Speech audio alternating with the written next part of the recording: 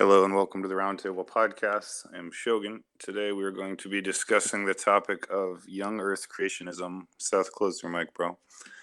Please. We're going to be discussing the topic of young Earth creationism with brother Sir Edward. So make sure you find us on YouTube, BitChute, Twitter, Instagram, Facebook, and all those other places, but especially join the Roundtable Discord server.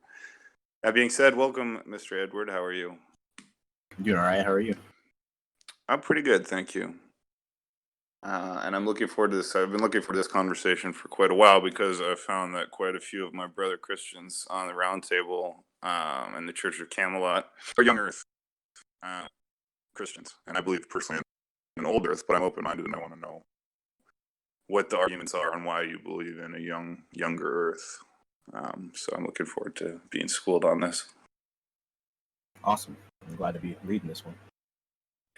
So this is not really going to be an interview or a debate format. I just basically want you to make the case and explain why you believe in a young Earth. And then we'll open it up for the audience to participate as well. Okay. I'd like to open with a quote from Edmund Spencer. There is a principle which is a bar against all information, which is proof against all argument, and which cannot fail to keep man in everlasting ignorance. That principle is condemnation before investigation. Now, that's basically to say there's a standard that people go by, in whichever field of science or whatever field, people tend to condemn things before investigating. Certain things might sound weird. So let's investigate a little further. First thing I'd like to start with is carbon dating, because that's the most accepted form of dating the Earth and trying to figure out the age of the Earth. Now, carbon dating runs alongside the geologic column, where they have certain fossils and stuff that they date with carbon dating, and they compare them to which ones were on the geologic column. Now, the problem with carbon dating is it runs on a false standard where it's very shifting, because what happens is they take the carbon-14 in the atmosphere, which is 0.000735% carbon-14, and they compare it to whatever sample they have in the ground, or whatever fossil or whatever. And since we either eat animals that have eaten plants that have carbon in it, or we've eaten plants that have carbon in it, so we're ingesting carbon at some rate. And when, let's say, a rabbit died, however many years ago, and it ate plants, and then it died, and then it's in the ground. Now, while it's in the ground, it's actually surrounded by more carbon, more things that are in the ground. So the sample, from how much it was when it died, is already, kind of shifty. So, we're already seeing something like some contamination. And then when they date it, they make a false standard to where they're saying that our bodies have the same amount of carbon in the atmosphere, when that hasn't been tested. So they continue doing that, and then when they go and they date, they take the sample and they run the test and everything, it comes out to a ridiculous amount of years. And a lot of times when it doesn't match up to how many years they say is on the geologic column, they throw it out. Like, they say, oh, well, the test is bad, or it's contaminated.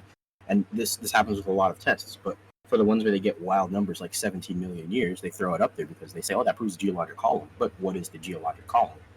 So a man named Charles Lyell, in the 1800s, he just wrote down locations and made a chart of what fossils should be found in certain layers of the Earth. And if we were to follow that chart, that would say that the Earth's crust is 100 miles thick, but it's actually 31 miles thick. We know that today.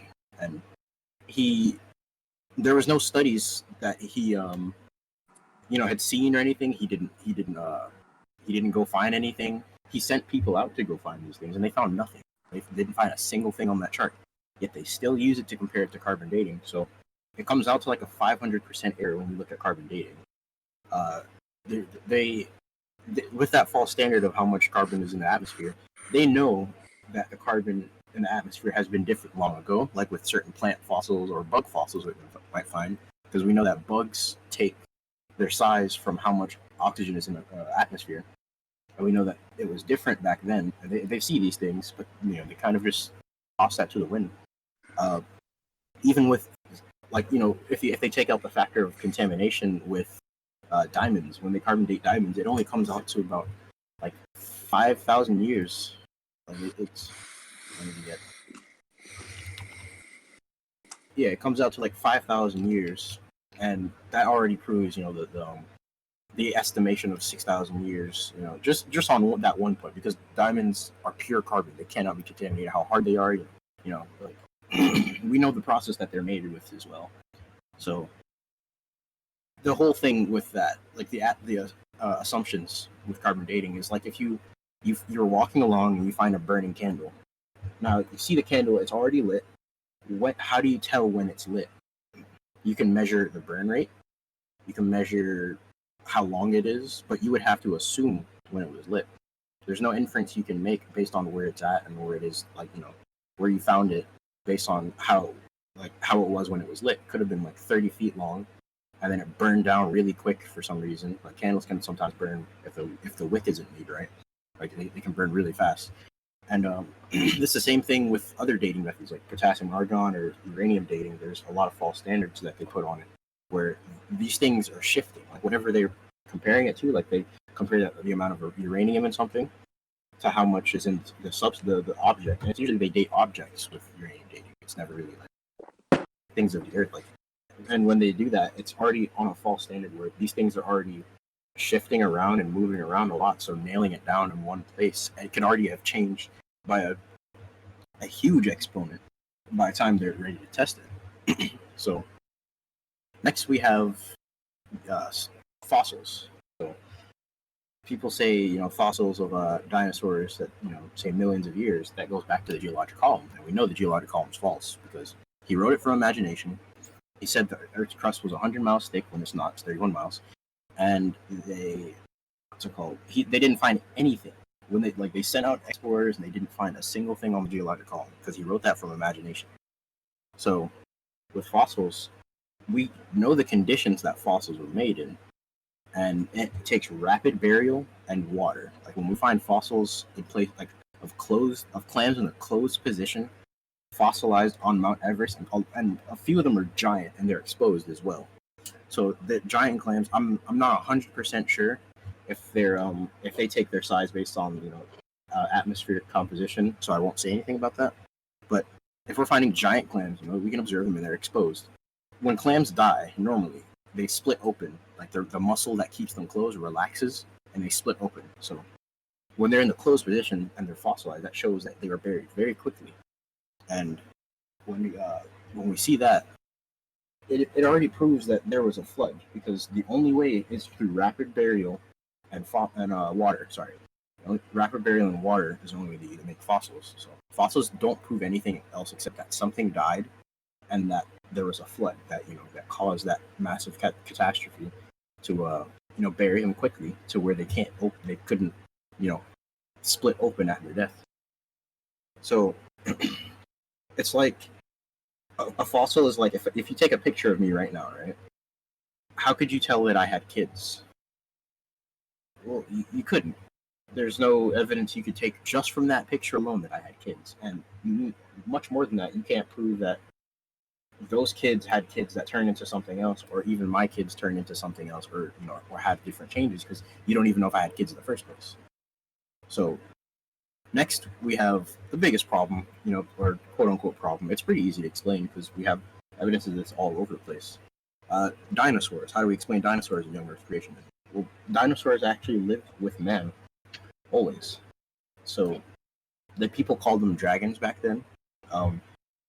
Early cowboys actually saw something called a thunderbird from the Native Americans. They had a stick carved out that looked like a pterodactyl, and they called it a thunderbird. It was a part of their legends and everything. So when they found the thunderbird, they had a bunch of drawings and a whole bunch of things about it, and then these cowboys, they killed it, and they saw that its wingspan was like extremely long. It had a really long beak, a bony head at the back, and everything. It had the horn.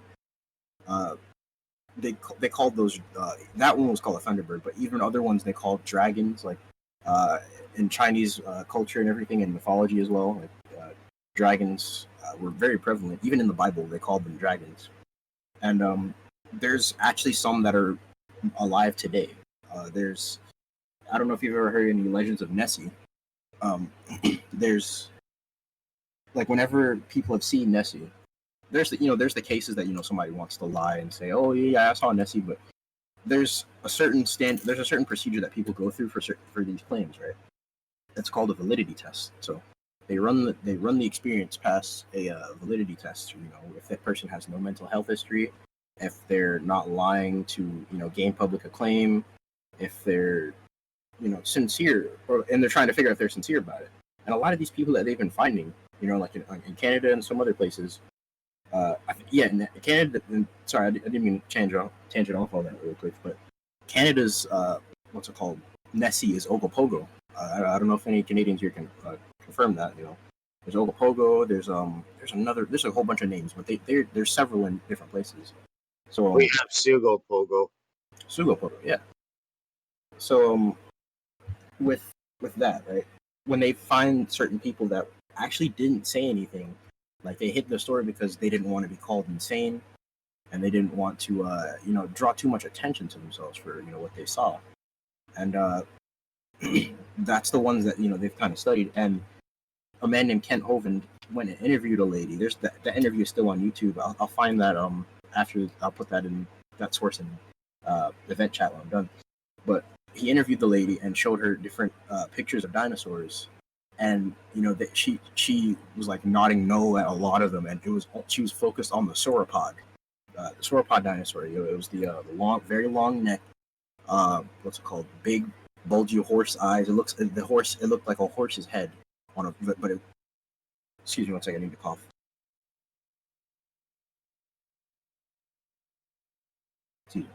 So it looked like a horse's head on a very long neck. The neck was about 10, 20 feet long. They never saw the body. They only saw the head. And it was brown. And the lady saw it when she was on the lake with her.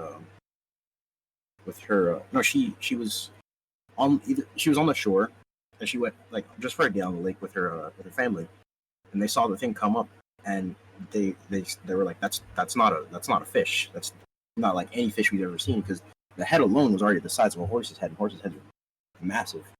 And she had another friend who contacted her after that interview, and he said that he saw it too, and he didn't say anything because he had the same concerns about being called crazy. So now there's other things as well, like there's an African legend in the unexplored jungle of the Congo called Mokale Mbembe, and people have been the pygmy tribes that inhabit those jungles. They have legends like a lot about it. They have people who've seen it, the people who've been in the jungle and heard its noise. There's noise clips on YouTube about it. I don't know about those noise clips, but that's just me personally. I haven't gone out and done that exploring. But when these explorers went to the village, the people that saw it, and they started showing them pictures of dinosaurs, they didn't care about any other one except for the one that resembled it's like a brontos. No. Yeah, actually, it was a brontosaurus, it's like a brontosaurus, but a bit smaller. And they were freaking out when they were saying like they'd seen it, and there was these other fishermen who would be fishing, and they would see its long head come out of the water, and like they would go back to shore, because if they went out, they would even if their friends were on the water, if they went out, they would eat them, and they've had stories of them eating them.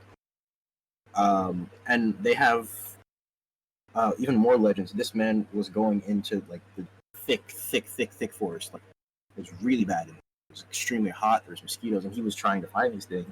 And whenever they came close to it, it has an impeccable hearing. It would run off, and it would make these really weird noises.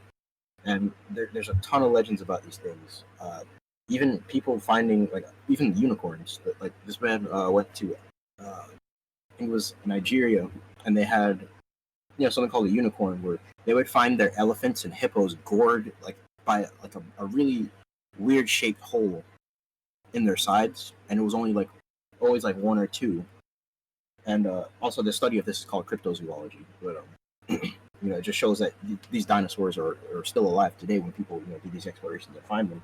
Even with legends have their validity in some places where we can study.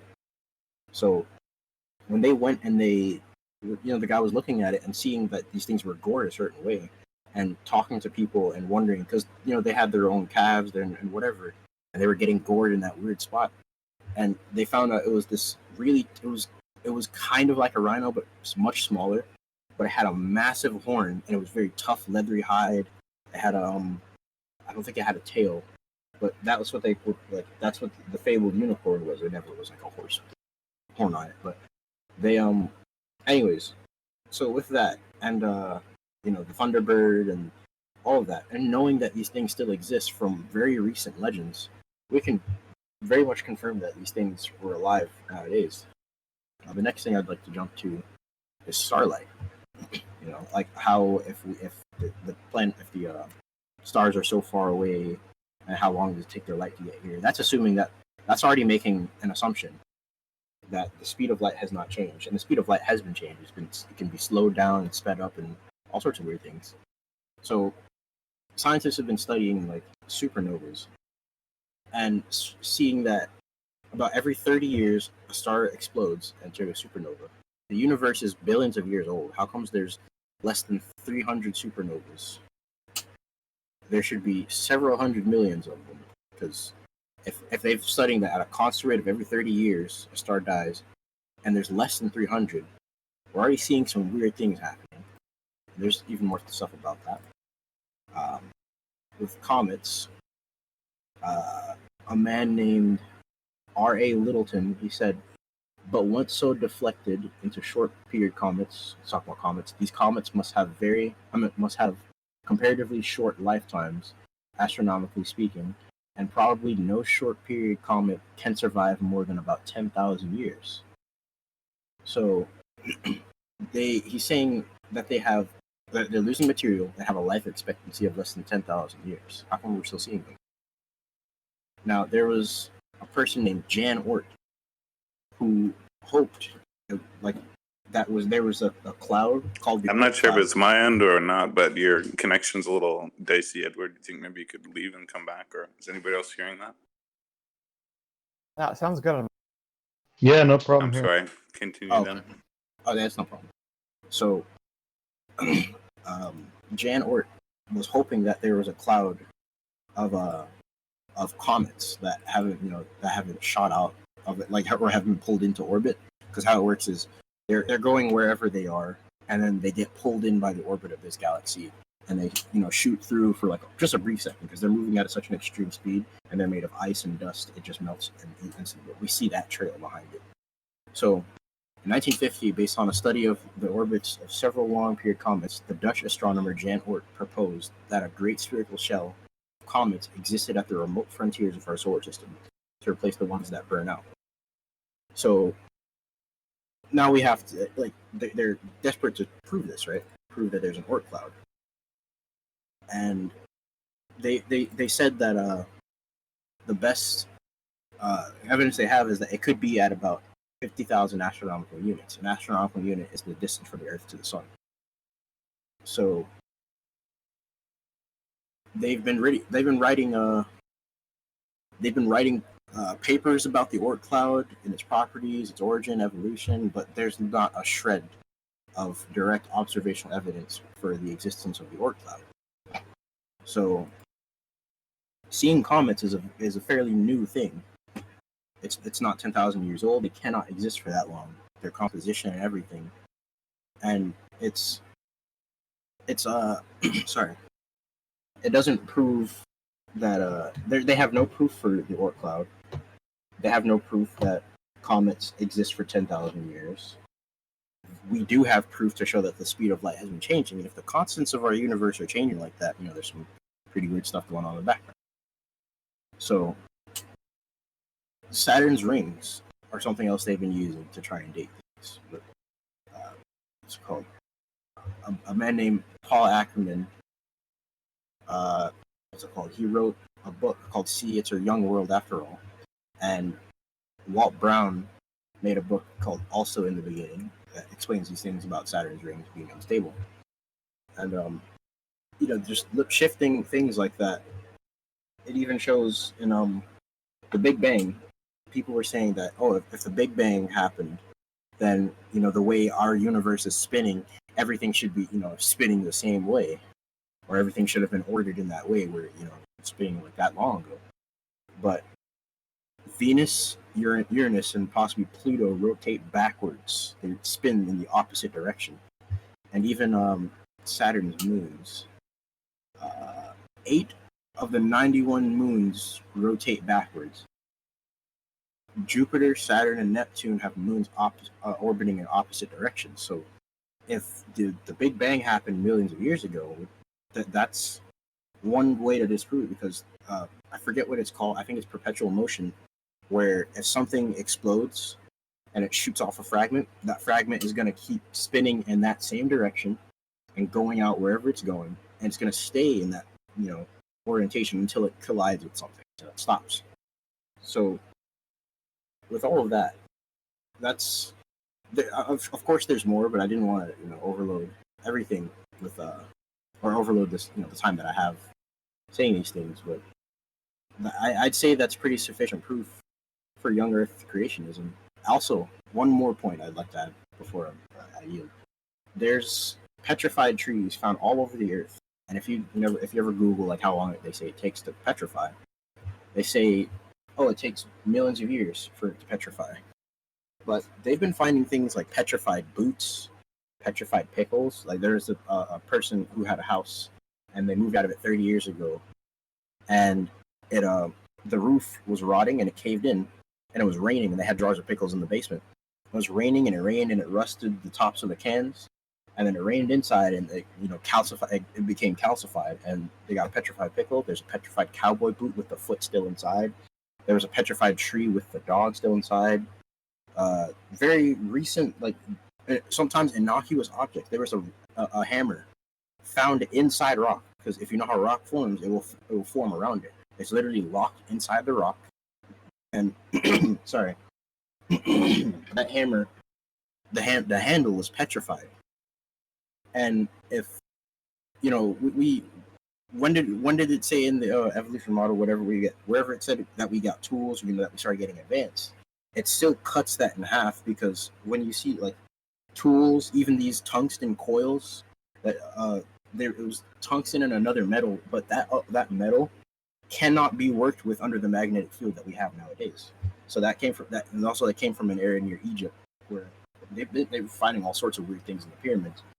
So, with all of that being said, and innocuous objects being petrified, the starlight and supernovas, and all of that, I'd say that's pretty sufficient evidence for young Earth creation.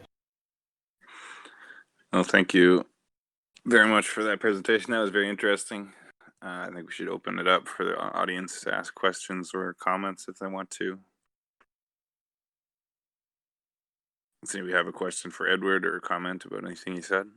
What is your response to radiocarbon dating, if you didn't go over it that well? Oh, that was actually the first thing I went over. So, I just joined carbon late. dating. Oh, sorry, you were saying something? Oh, I joined a few minutes late. I'm sorry. Oh, no, you're good now. So, in brief, carbon dating takes the carbon-14 in the atmosphere. It's being pumped in by the sun. So the sun makes the radiocarbon. In the atmosphere, we have 0.000735 carbon in the atmosphere.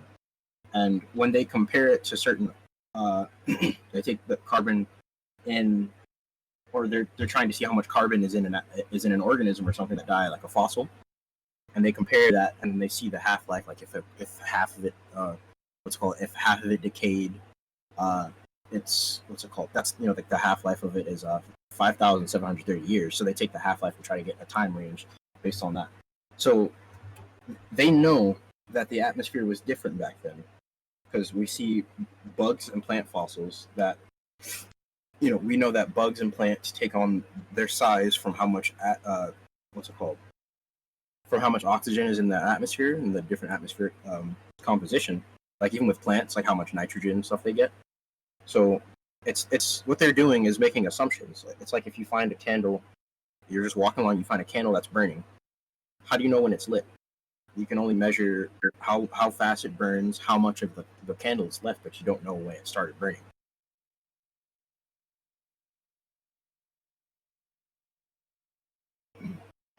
Cool dog.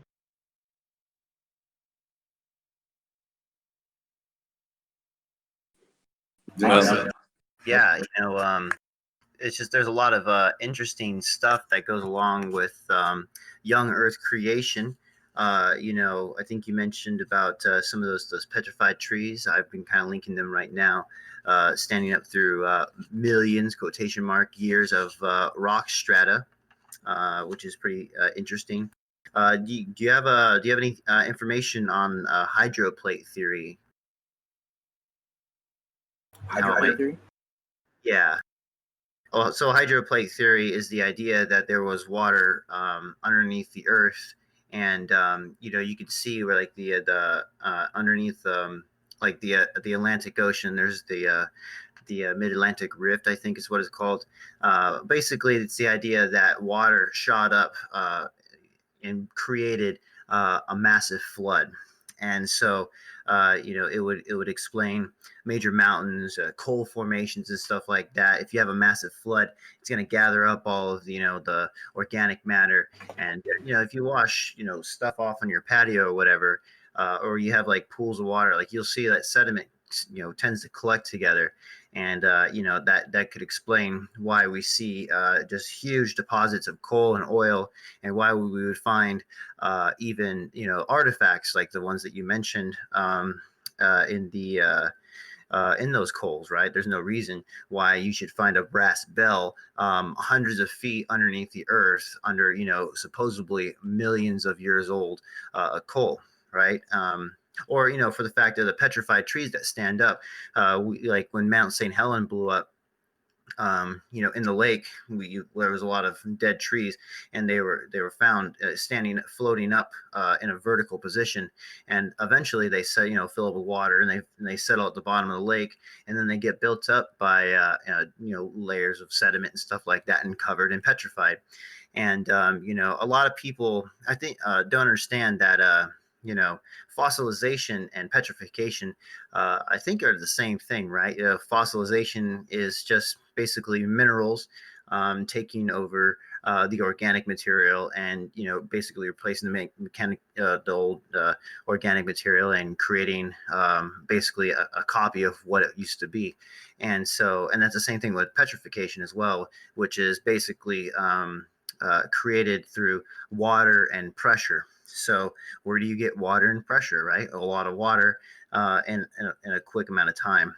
But yeah, with hydroplate theory, so the idea is that water shot up, and to the point where it ejected up into the atmosphere, and it's also like, for instance, when we have, like, when rockets, when they're launched up into space, they create clouds for the most part, and they've uh, studied where those clouds happen to drift, and they tend to go towards the north and south, which means that if you have all this hot water shooting up in the air, it could basically explain why we have ice caps in the North and the South Pole, which could have caused a mini ice age. So yeah, like, let me just going through my notes here.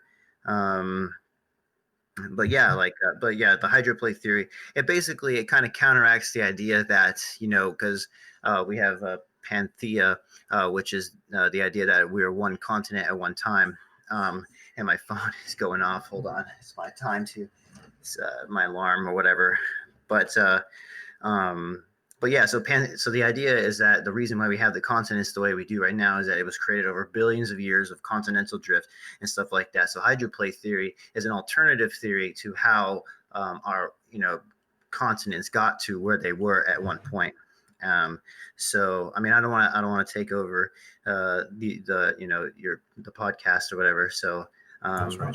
if I'd like anybody to else, touch on the hydroplate theory real quick. sure. They have been finding underwater hot water vents in the ocean that have been shooting up hot water from under the crust, and if you if you study some of the marine, like a little bit of marine biology, I'm pretty sure you can find a lot of documentaries on it. They have these vent dwelling creatures, that like the low light, they like to live in there, and they eat small crustaceans at the bottom of the ocean like that. And those hot water vents, I think anglerfish live around those a lot too.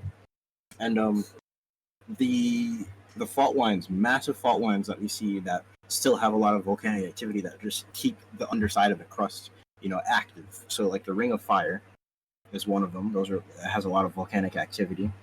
The San Andreas Fault is a huge one. Like that one stretches for a while. Like, and basically, how the theory goes is that the fountains of the deep broke open, and all of the fountains of the deep had water in them. So it's just chambers of compressed water. And when they broke open by the earthquake, it shot up into the air. And when the fountains, and what's it called? And the Bible says that it rained 40 days and 40 nights. So it rained plus the fountains of the deep. So all that water, that's where all that water came from. And with the Ice Age, it reached a part of the atmosphere that it froze, and when it came back down, it snowed heavily. Like they find what's it called, mammoths in permafrost. They find dinosaur bones in permafrost. They have bone beds in Canada where you can go and just dig up a bone, and when you dig it up, you have to give it to the museum. But they have the hot water underwater vents and stuff like that. Yeah, that stuff exists. Like the water's being pumped up from under the crust. Yeah, that's actually, I forgot all about that. How there's like completely live, or not live, but there were, mammoths still found like with food in their mouth and stuff like that. They died pretty much instantaneously. But, talking about extinct animals, there have been reports of dinosaurs actually still living amongst us today, right? I mean, we've got Loch Ness monster, Nessie, but there are also other reports of plesiosauruses throughout the world. It's kind of like a sailor's, I guess, a myth or whatever, or tale. But also in the Congo, right? So there's these tribes of Africans in the Congo. And the Congo has 80% of it hasn't been explored, right? It's a very hostile environment. It's hot, it's swampy. Mosquitoes eat you up, so people don't really want to go there. But there are reports of like pterodactyls or whatever, not to the same size as they are now. They're smaller than they were, but they're essentially the dinosaurs that once were. And on top of that, there's also reports of I guess, I don't know if it's a brontosaurus, but you know what I'm talking about, right? A long-necked plant-eating dinosaur. And so like when these people, they came through, like these scientists, I guess, I'm not sure, I should find the reports, I should find the articles on it, very interesting stuff. But they showed these the natives of the area what these which dinosaurs did they see, right? And they showed them pictures of hundreds, maybe thousands, but they showed them a large amount of pictures of dinosaurs: T-Rex, Triceratops. Actually, I think they identified Triceratops is still alive as well in that region. But basically, they pointed out the dinosaurs, that would have been reported, right? So if they were just kind of lying about it, you think they were like, oh, they just throw in a random dinosaur here and there. So there are still reports of dinosaurs still living amongst us today. And on top of that too, right, I linked an article about how there's T-Rex DNA that has been found in a bone or whatever. And so how can you get DNA doesn't last that long, right? It pretty much decays over, I think, 100,000 years, I think, is basically how long it lives. And quotation marks, hundreds of thousands of years. So if a dinosaur was millions and millions of years old, how could its DNA still be found today? So that there's these questions that just seem to kind of get washed the wayside because it doesn't meet the secular idea of what people, basically everybody's agreed on, that the Earth is millions and millions of years old. There's a few. I've been listening. Like, there's a few things. The probability of dinosaurs existing is highly likely. We have many that still exist. Crocodiles. There's the shell. It's a shellfish. that is older than most dinosaurs. It was in the aquatic age, or when the Earth was primarily water. There's many ancient jellyfish. Jellyfish live for 100 million years. Jellyfish are extremely old. Like, there's a lot of animals that we would classify as dinosaurs. They're still alive. We found the Asian unicorn, which is a deer that was theorized to be dead. It's still alive. The Gigantopithecus most likely died off, probably in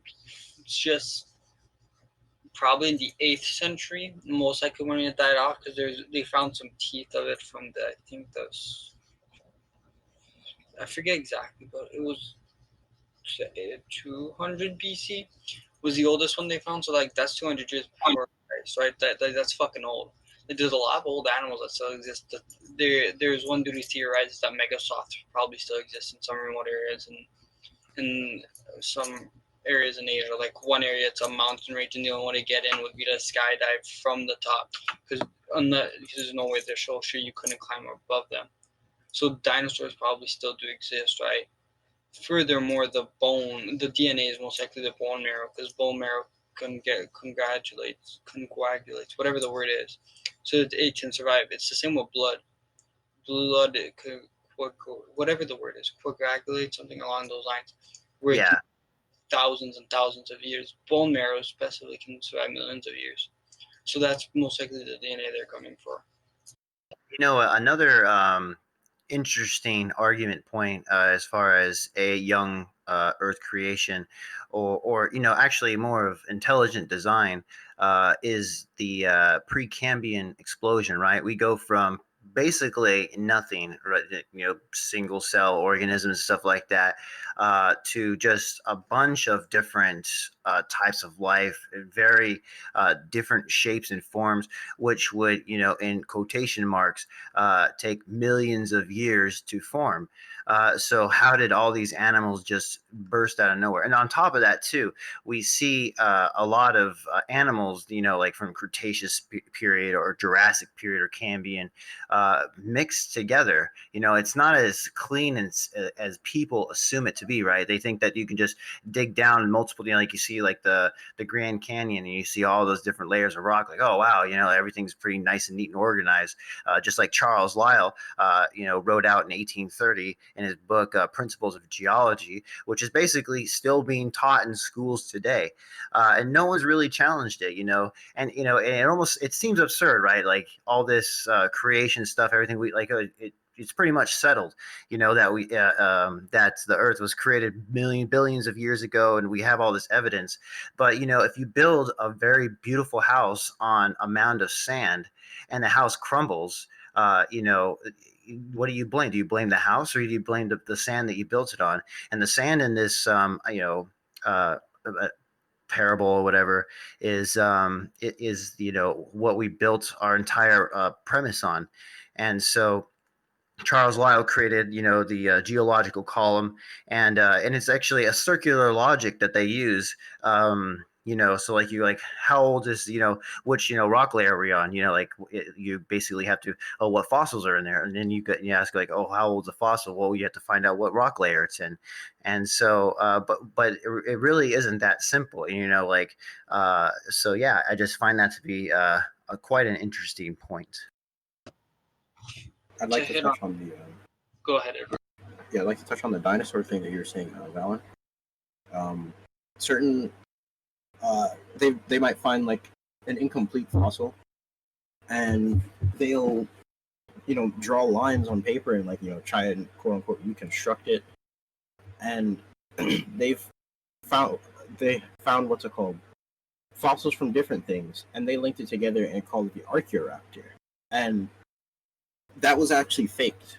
That they took fossils from a bunch of different things and just mixed it together and said, "Oh, this it used to exist. This is the Archaeoraptor." And when they found out that it was like false, it just kind of was left dead. They didn't take it out of any books. They didn't really do much about it. It got news coverage for a bit, but that's it. But a lot of times they'll find incomplete fossils and make incomplete judgments based on that. They'll take a fossil and say, "Oh, we're reconstructing it." If you're reconstructing it, that means there's an original design you'd have to be working from. So if you're working from an original design and they don't know what it is, they're just making it up from imagination. Well, I'm gonna hit on a few things. Right there, what you hit on was what in the archaeological world is called the fossil wars, which is super intriguing. There's two big archaeologists, right? And one was British government, another was another European government, maybe even America. I don't remember this off the top of my head. But what happened is they were both competing. And they would purposefully send spies to disrupt the other's bones, mix up the things, because most bones are partial skeletons. You rarely find them. Just the way they died, it's very rare because the way it's set them, like the way it fossilizes, rocks will crush bones. Right? So most dinosaurs are actually recreations. There was a thing of a triceratops. They thought in a younger stage and then one in an older stage. Through finding similar bones of it and them being some slightly bigger and checking the bone marrow, they figured out it was actually different species because doing this is extremely complicated science. But what you described is called the bone wars, which every archaeologist will tell you was a horrible fucking thing that happened, where they would literally destroy bones, scramble up the bones, and the Stegosaurus, right, the long neck dinosaur. Did you know for the longest time we put the head on the tail? Yeah, archaeologists make a fuck ton of mistakes, but they will come out and admit it. Maybe you don't know about it, but the reason I know about this is Pokemon did a little goof about it with their fossil Pokemon because it's been first generation, and it was dinosaurs all mixed up. And a lot of videos came out at that time explaining it, and I went into and discovered it. So yeah, a lot of these things actually get if you look in archaeological stuff or scientific magazines, websites, or anything, they will clear it up. They will go, this literally a list. It's like this dinosaur was actually this bone led to that. And furthermore, most bones are literally just molds because the bones are so fragile. So yeah, they probably did that mistake, but it was cleared up. And every archaeologist knows about this thing. It's called the fossil wars. You can Google it if you want to know more about it. It's quite interesting. I recommend everyone look at it. Okay, That is I'll interesting. I'll rescind my previous statement about them, like all finds, like when they get falsified, they don't say anything about it. But there have been many that were very vital that they did not remove. Like Ernest Haeckel said that in the womb, your fetus takes on multiple different forms. He said you have gill slits, and when they looked at his drawing, he admitted that he compared it to or took the drawing of a dog fetus. And when they found out that he was false, they didn't really do much to remove it. They just said, "Oh yeah, this guy's false," and that was it. They didn't remove him from the textbooks. They didn't remove the teaching. Even the geologic column right now, when they sent out people to look for what Charles Lyell wrote down in the 1800s, before they did anything, before they found anything, sorry, and they found nothing. They didn't really do much about it. It's still being used today. It's the standard for carbon dating. Even Rainer Protsch von Zeiten, he filed down some I think it was either human or ape skulls. He filed them down and said, "Oh, look, it's this different shape. It's the same as this." So that proves that we evolved from this. And when they found out that he was fake, they didn't really do much. But again, I can't say that this happens for all of them, because if you said that they clearly, came out and said that, I think there should be at least a little bit more done if it's false and it's in textbooks or something, and some kids learning that somewhere. Like they should, stretch out a little more to fix it. Yeah. So actually, I wanted to open it up. There's another audience member that has a questions or whatever you'd like to ask. Paul, would you like to mention anything? Oh, thanks, man. Well, before I just kind of like dive in, I just kind of curious. If maybe we could just hear from a couple of different people that are listening in. I'm wondering, like, what kind of group do we have here? Because a lot of this is kind of new. It's interesting for me. I'm wondering if I'm like the only one that's true for. If there's other people listening to it, or people that have different thoughts, or what. Oh yeah, it's open for anybody to jump in. Maybe, like, y'all can speak up, like, if you want to see something, just it's all good. Yeah, I mean, for the most part, I mean, we're like a conspiracy server, or whatever. Everybody conspiracy server only, but we also do debates and intellectual conversations. But we have a lot of people that have different types of views of how the Earth was created, stuff like that, like Hollow Earth, simulation theory, flat Earth for lots of different models, even this secular science model as well. I'm not sure if there's anybody else here I'm sure that there are other individuals. This isn't the dominating theory, but yeah. If you do have a question, go A for it. specific question that I have, just kind of listening, because man, it's like I was like taking down some notes of some stuff to go look into. But I'm wondering, so I guess the main guy that was talking initially was kind of describing some arguments for reasons to think that the really old age of the Earth is incorrect. But maybe I didn't pick up on it if you said it. Did you have arguments for what is the age of the Earth, and like how do we determine what it is if the other stuff's wrong? Okay, that's a really good question. The current estimate that I've been running on, since I'm a Christian and studying the Bible, like the way I look at the Bible is when God said, in the beginning, created the heavens and the earth. If we take that as day one, and then we see everybody's generations after that, like how long Noah lived. Noah lived like 930 years.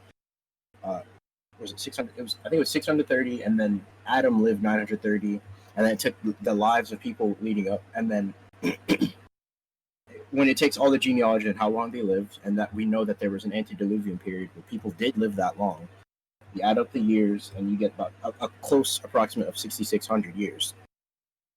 And even with carbon dating diamonds are pure carbon, so they can't really deteriorate. You'll get about 5,000 years.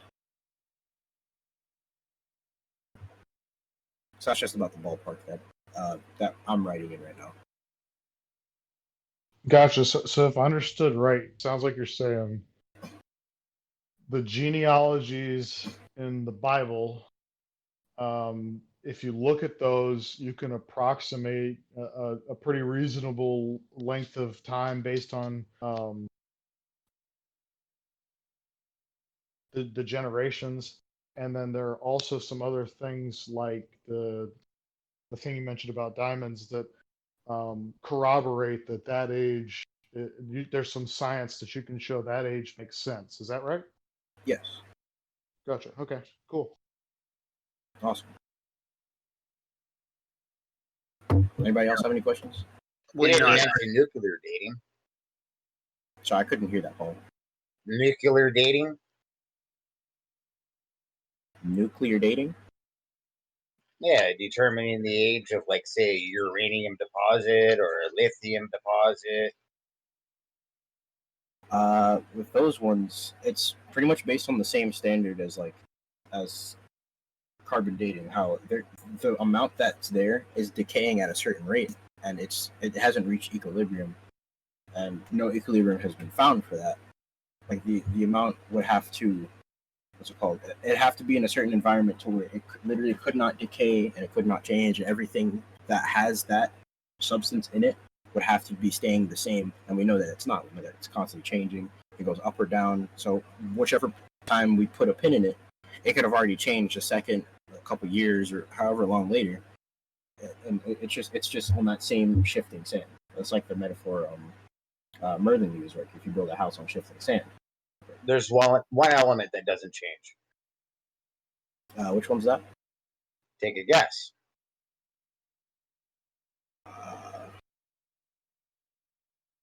I literally don't know. Gold. Oh, true, gold. Yeah, gold doesn't rust. Gold is Well, created in exothermic reaction in a supernova. I love gold.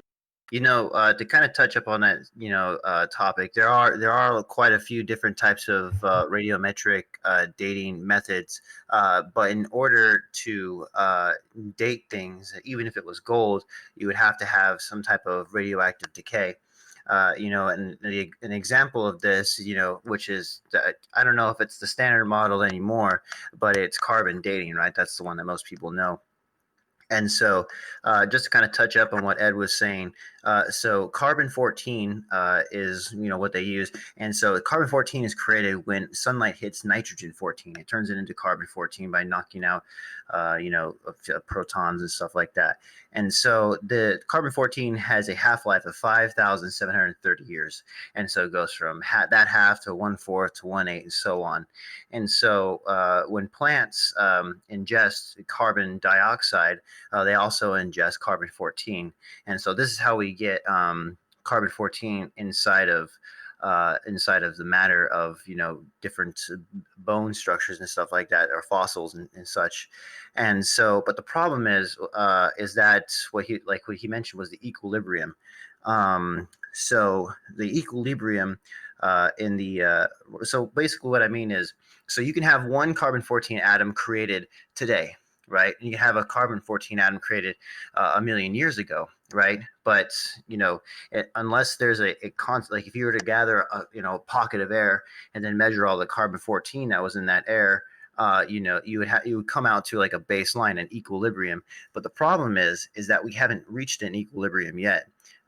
So because like right now, excuse me, that we have more carbon-14 in the atmosphere than we did 20 years ago, and carbon-14 is forming at 27 times faster than it is decaying. So if you can extrapolate, you go backwards, it suggests that the Earth is less than 30,000 years old.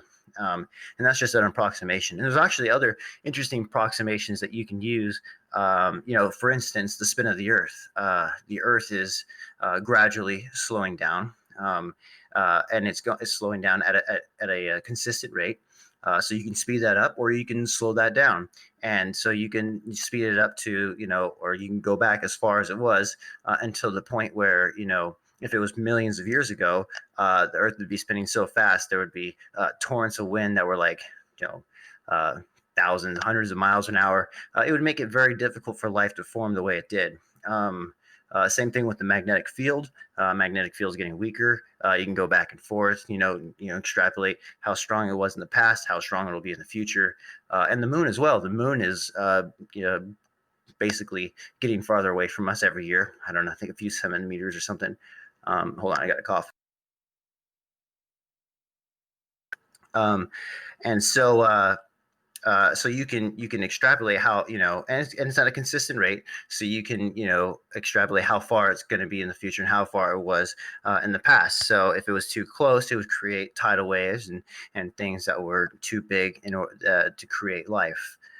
So these are some pretty interesting factors. There's also a lot of different interesting factors. For instance, like celestial bodies that are spinning in our solar system right now, like different moons. I think Venus or something. I think maybe Venus, and I think there's a few moons on Saturn. They're spinning counterclockwise, and the significance of this is that it violates the law of the conservation of angular momentum. So, like if you were to imagine, on a merry-go-round, like you spin a merry-go-round a lot really fast, and there's like kids on there and stuff. The faster you spin it, they're gonna spin off, and they're gonna spin off in the same direction that they're spinning. So how do you get these different celestial bodies spinning in a counterclockwise position rather than a clockwise position that you would expect them to do if the universe was created in the way that it's been modeled? And there have been different theories that have come across that could explain it, but it's very not really. It's not well researched, actually. There's not many people looking into this fact alone, or at least I can't find anything. Right? I mean, I did like maybe an hour's worth of searching or whatever, but I had a hard time finding stuff, and especially like scholarly articles and stuff. Okay, I want to hit on a few points. One, the entire thing of how can life exist because of the way it was, we remove the presupposition, right? And this is very simple. Like everyone knows Pythagorean theorem. No matter what, no matter where you are in the universe, a squared plus b squared equals c squared, right? What if life is like Pythagorean's theorem? It's a constant, no matter what happens. A squared plus b squared equals c squared. What if the Earth in the solar system itself was a squared? That was the solar system. Earth was b squared. So logically, it would equal c squared. What if we are c squared? We suppose that can't be a possibility. Furthermore, the entire thing of creationism, this is one of my favorite analogies, and I think it's a perfect one. It's like if your dad gave you a sweater, and he gave it to you 10 years ago. 10 years ago, the sweater didn't fit you. You were too skinny. Maybe you were too fat. Like it wasn't. You got into shape, and know what? Now you put on the sweater. It's almost like it was tailor made. You then the logical conclusion these people make then go, well, the sweater fits me now. It must have been made for me. Not thinking the work had been done for the sweater to fit you perfectly, i.e., the world, right? Because these single cell organisms, they're very resilient. They spread very quickly and they're very fucking resilient. There's still some on Mars. There's some in the frozen water of Mars, and some are very slightly alive. So I'd like to single touch cell on a organisms few things. Oh, sorry. I'm sorry. So single cell organisms are very powerful. So to then say, well, through evolution, they didn't slowly adapt over millions of years to this world, right? And for the animals to have spread so much, well, yeah, a single cell organism is just one cell. The the idea of sex, right? It's like the way we had multiple cells, right? Was two single cell organisms accidentally in the pool of water, whatever they were in, hit each other.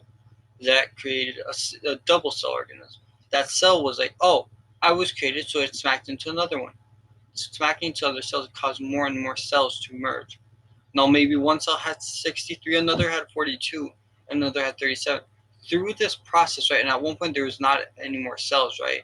So they were making 63, 42, 37 cell organisms.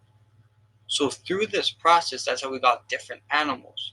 Through the random ish process, because I still think life in the universe is a constant no matter what happens. If the planet is adequate, life will happen. So that's how we got so many animals. That's why we have different breeds of cats and dogs, and we have giraffes, elephants, birds. It's because let's say the birds was the 50 to 62 range. Well, in between that, you have different species of birds. The amount of cells that they collided with will dictate what species they are. By the time you get to 62, if they collide with a 52 celled organism, that becomes like 100 and something celled organism. Maybe the basic evolution to humans. I'm glad you brought that up. Ed, do you want to go and touch up on that? Yeah, I wanted to touch on the Pythagoras theorem thing. So the a squared plus b squared equals c squared, that only works in a two-dimensional model. We live in a three-dimensional model, or the one we can see is three-dimensional model, but we live in up to 10 dimensions right now. So if you went to a very large field and you set up your A and B and C, and you know how all triangles on a two-dimensional scale equal 180, you'd get something more than that if you went to a large field and did that. The calculation you'd come up to is the what's it called? Sorry, is the curvature of the Earth. So there's a lot more things you have to take into account when you're using Pythagoras theorem. You do understand the analogy of Pythagoras theorem. It's not to explain anything. It's sort of an analogy. No matter what, on a two-dimensional scale triangle will, depending on the way the triangle is made, right? But logically, it will be a squared plus b squared equals c squared. It's an analogy. It's not to explain it. It's not to say, well, because of this. No, it's like, what if, because that's a constant in the universe, right? On a 2D plane, a triangle will be a squared plus b squared equals c squared. What if life is a constant, no matter what, right? It's Earth, certain criteria in the for a planet, certain criteria in the solar system, certain criteria in a universe will equal life. What if that is what life is? What if it is a constant? Like if the right criteria is met, life will always occur. Like, Okay, I understand now. I thought you were saying that. But I was just trying to say that that it's not a constant. But to that, well, we have to like. There's many things after that. It's like when there's life, it's like, what's even the point of life, right? Then we look at morality. That's a whole different, it's a whole different thing. But yeah, I'm done on that. If I could touch up on this record, I'm really glad that you brought this up, right? Because, you're saying it's a dog-eat-dog world, and through genital smashing, we created the phylogenetic tree, and, we all used to be eukaryotes kind of deal, right? But the problem is like, that's like taking you, for instance, right? Or not you, I'm like, just like my dog. You take my dog, you put him in a blender, and basically use lightning bolts, and you give it millions of years. Is it going to create life again? It's very unlikely. Another analogy would be like having a hurricane go through a junkyard and then have it, basically creating a Boeing 747 that it's perfectly running. Another problem with that is the law of entropy, right? So over time, things get worse. And so what we see is like even in lab experiments, they've failed to replicate amino chain acids binding together in an RNA sequence. But they there are reports out there. You'll see it. Like this is how life was created and stuff. But it's only like it's basically the only proof that I've seen is small amino chain acids connecting together and stuff like that. But the problem is it's a concept called irreducible complexity. Our genetic chain is basically a code source, and and for a long time, scientists thought that there's a lot of junk DNA, right? There's like stuff that doesn't matter, really doesn't seem to do anything. But if you take one of those things out of the chain, it doesn't work anymore, and nobody knows why. And and it's logical to conclude, right? If we have the DNA, which is a genetic code, and the only thing that we know of in this world that can create code is an intelligent source, is life, or not life, but basically an intelligent being. We create codes. Like language is a code, computers are a code. So if DNA is a genetic code, which is basically you know, uh, amino acid chains can't or haven't been seen to create RNA sequences, to create DNA sequences. I mean, life is very, very complex. Like you'll hear a creationist use the analogy a lot, like a single cell is way more complex than a space shuttle. And that is true, right? You would have to have first, you'd have to have amino chains connect together and then create an RNA sequence. That RNA sequence is basically the machine that creates genetic code, and then you'd have that RNA basically create and then it would have to create a DNA code, and then it would have to create basically create a structure around that code, to protect it, and then it would have to create its power plant. It would have to create which is the what do the Jedi's use to test? I forgot. Anyways, it doesn't matter. But yeah, it's Metachlorians. That's right. But which is interesting, right? But I mean, obviously, we don't know. Maybe we have the Force. Yeah, that's basically my refute to that. And also over time. Like I said, the law of entropy, things get worse over time. And that's kind of like the idea behind, like Paul, you're kind of asking about how, where do you get this 6,000 year figure? We do add up all the years of the people who lived and stuff like that. And Ed, he mentioned, that Adam lived 930 years. And it's just like, oh yeah, well, yeah, he just lived 930 years. Like it was like a regular thing. But, over time, it makes sense that things get worse. Our genetic code's gotten worse. That nothing like we haven't seen over hundreds of thousands of years, in quotation marks, any improvement on our genetic code. Right? We've been Homo sapiens for 100,000 years. It's actually funny. I have this nose hair, and it's this really long, thick nose hair. And like I used to think, like, oh, this is my, my contribution to the genetic pool or whatever. This is my mutation, right? A huge nose hair. But yeah, like we haven't seen, we don't get like birds or like a dog with bird wings. Like we don't see these different features that would distinguish each other that we see in different different creatures that are within the phylogenetic tree line.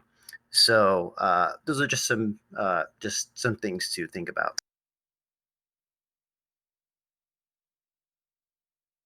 And so, I guess, if no one else is going to say anything, to me, it makes more sense that there would be different creatures created, right? And that we can get these different animals from different, like from a line. Like we got all the animals that went into the ark. And then from there, we had like 2 dogs, and then 2 dogs, create all the different chains of dogs, we see, examples where like people, secular scientists, I guess, use the examples that we have fossil records of animals who oh, look, you see, like this, these fossils show that this animal changed over time, right? But if we had a huge cataclysmic event and all the dogs, in the world, I keep using dogs. Mine's like sleeping right here. Sorry, guys, but and so like if we have all the dogs, right, and they're all buried in one spot, you'd be like, well, look, we have the Chihuahua, and it obviously evolved over millions of years into a Great Dane. I think that's the kind of the same concept, right? And they like on top of that. Uh, you have well, I was just going to say, like, with the carbon dating thing, right, you might be able to say like, oh well, this creature was found at this year and this creature was found at this year, but another discrepancy with the carbon dating is like with the mammoth example. Like we've had reports of like a mammoth leg, like one part of a mammoth yeah, dated at 30,000 years, and then another part dated at 100,000 years. So there's really not that many inconsistencies, and that's how it has to go back to that whole equilibrium thing that I was kind of touching up on with the carbon 14 radioactive decay and stuff. So yeah, that's my 2 cents. Well, yeah. Well, there's a few things. Like mammoths are a lot older than what most people assume. Like when the pyramids were built, there's pygmy mammoths in North America. There's mammoths in Russia, well, in Siberia, and there's some mammoths left in South America. So mammoths are a lot younger than we think they are. Like there was some that existed until like a decent chunk into human civilization. They were just in places we wouldn't have dated them, right? Again, it brings to the fact that there's probably megasauce still alive in remote areas. Maybe there's dinosaurs in remote areas. Crocodiles genetically haven't changed since the era of the dinosaurs. We have fossils of dinosaurs with fossils of like fossils of crocodiles and alligators with dinosaurs. There's literally fossils like like the sea critter that has like all the little like claws underneath it, has like the very big thick carapace. There's still some of them alive to this date. Trilobite. Yeah, there's a version of it still alive to this date. Like dinosaurs still exist, like quote unquote dinosaurs still exist. It's quite interesting. There's a bird species that died 60 years ago that most likely lived when dinosaurs were alive. There's a lot of things. So a lot of things are a lot older than we think, right? And like it's and again, I think it's especially when you get this with some videos, they will hit on points to lead them to their point. Obviously, and everyone does that on the secular side and on the non-secular side. But the thing about life, right, is that we assume it needs to. It's very complex. Don't get me wrong, but we assume it needed to have a hand in creation. And I get it, makes sense, right? But my thing is like, what if the universe was created, right?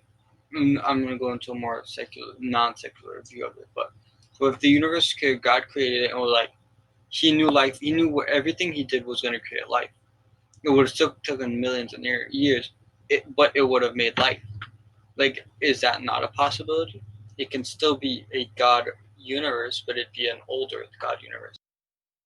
Yeah, actually. So go ahead, Ed. The theory you're bringing up is theistic evolution, and there's many.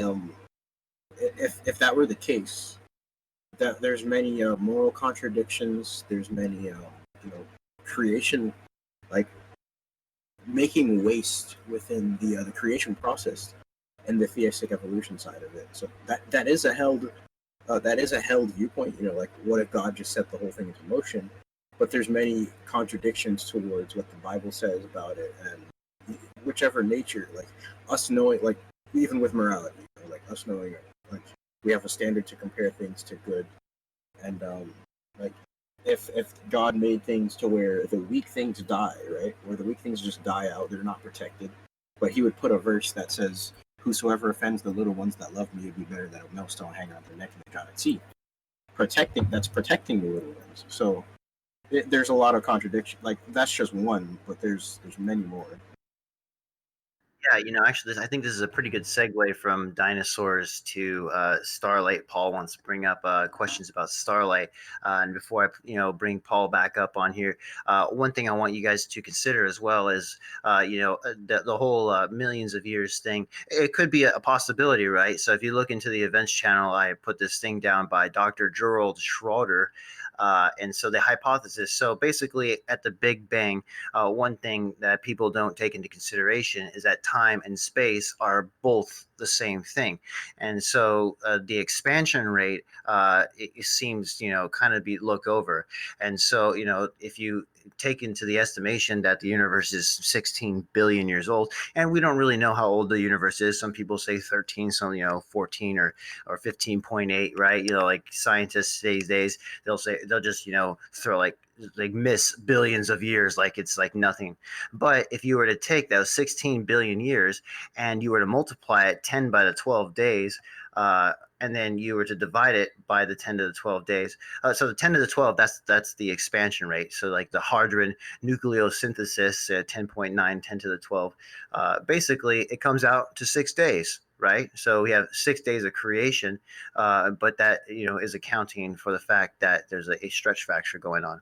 And so with that, I would, Paul, would you? Oh, there goes all my notes. But Paul, would you like to bring up some points?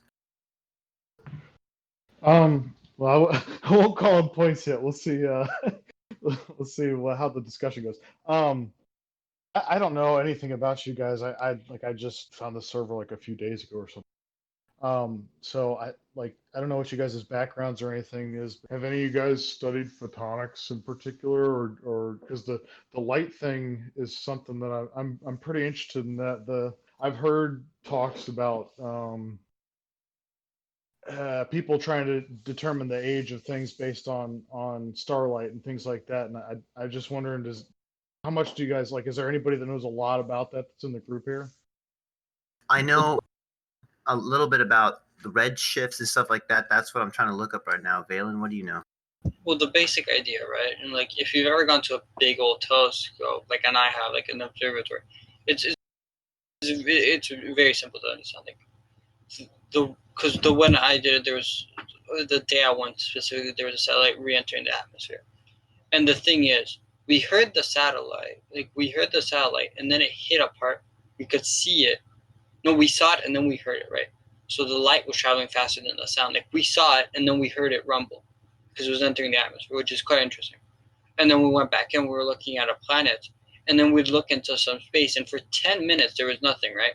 We could all see on the big screen, if you went up to look in the little thing, it was nothing. And then at around 10 minutes, we started seeing stuff. It's not like it moved, because it's a giant ass telescope. You would see it move, right? So that's the general idea. You point at it for 10 minutes, 10 minutes, right? The light hits the telescope. Because light can travel at a certain speed, the universe, it being so fucking big, right? Light being the fastest metric of traveling, it has to travel at X speed. So even if I were to be on the other side of the universe and I were to look at Earth, unless it's 45 billion light years away, it would take me 45 billion years to see the Earth right now. Because no matter what, the image can only travel that fast. Like, that's the basic thing of the light year. But a few things you guys brought up. One, Edward, like, your entire argument was this is its basis is it needs to be coherent with the Bible. And that brings up a few things here. It's like the morality. Well, what about the bugs in a dog-eat-dog world? Well, yeah, that makes sense. But then why would certain, like, there's some things animals wouldn't have evolved with if it's not dog-eat-dog world. Porcupines wouldn't have evolved with their quills. They would have evolved with more, because they're herbivores. They would have logically evolved like more offensive things. Like, animals wouldn't have evolved with killing apparatuses and offensive apparatuses. It's like a hippo skin is so thick, right? Because it's such a social creature. It wouldn't need to be several inches thick. Like, it's the same with rhinos. Like, a lot of animals wouldn't have to evolve that way. Like certain birds, the way they scream, it literally vibrates off the trees to make it sound like there's more. Wouldn't have evolved if it was in a dog-eat-dog world. So again, like, you're basing your argument on the Bible. Well, I was basing it on a certain morality, like that we know to be true already. Like, because everybody knows morality, regardless of what religion you're in. That's the biggest point I'm trying to make here. But with that, lions and tigers and even cats have tongues where there's barbs on it, where a lion's is more power, or a tiger, sorry, is the most powerful, where it can lick paint off of walls. Like, so that was used to, like, there's a lion named Little Tyke that I'm gonna post this in voice text or recorded event, sorry. there was a a lion named Little Tyke that ate meat, that did not eat meat for 9 years of its life. I think it lived 9 years and never ate meat. Sorry. So it's it's capable of not being carnivorous.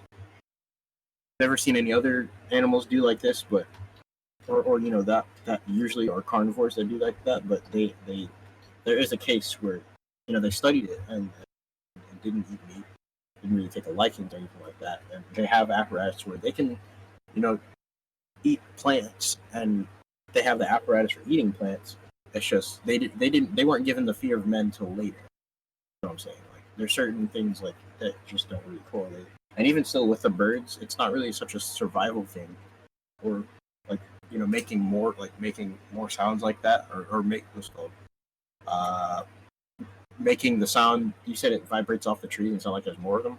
Also, do you have the name of that bird? That sounds really cool. I want to look into that a little bit more. Oh yeah, I'll have to link the video of Tears if you don't know him. He it's very interesting. He'll rank like animals, and he'll do it like in a video gamey way. But no, like that's the thing. Like a lot of birds, like the way it's to fend off predators. I think it's a subsect of a parrot, but I don't know its name off the top of my head.